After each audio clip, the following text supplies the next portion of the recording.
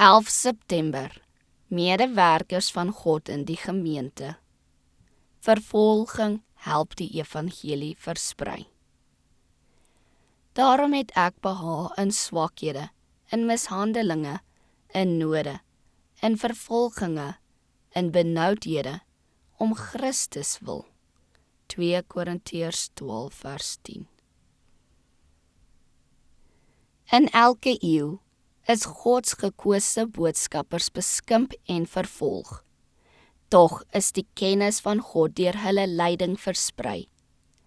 Elke disipel van Christus moet sy plek in die geleerdere inneem om met dieselfde werk voort te gaan, wetend dat die vyande niks teen die waarheid kan doen nie. Hulle kan dit net bevorder.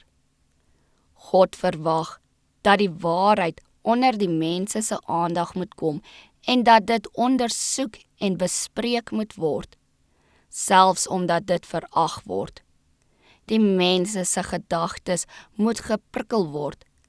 Elke teenspraak, elke beskuldiging, elke poging om gewetensvryheid aan bande te lê, is God se middel om die gees wakker te maak, wat anders aan die slaap sou wees.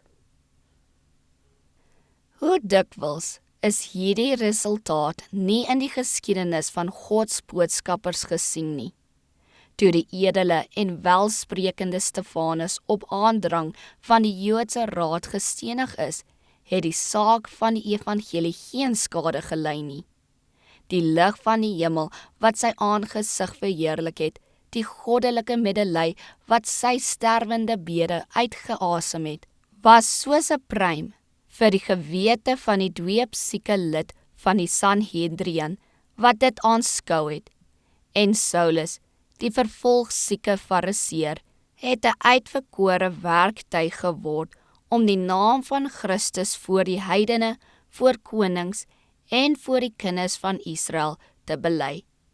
En lank daarna het die bejaarde Paulus uit die huis van sy gevangenskap in Rome geskrywe: Sommige preek Christus, wel ook uit afguns en twis, nie met suiwer bedoelinge nie, met die mening om aan my boeye verdrukking toe te voeg. In alle geval, op allerlei wyse, of dit onder 'n skyn of in waarheid is, word Christus verkondig. Deur die gevangenskap van Paulus is die evangelie oral versprei, selfs in die paleis van die keiser, en is siele vir Christus gewen. Deur die pogings van die Satan om dit te vernietig, word die onverganklike saad van die woord van God, wat tot in ewigheid bly, in mense harte gesaai. Deur die beskuldiging en vervolging van sy kinders, word die naam van Christus grootgemaak en word siele gered.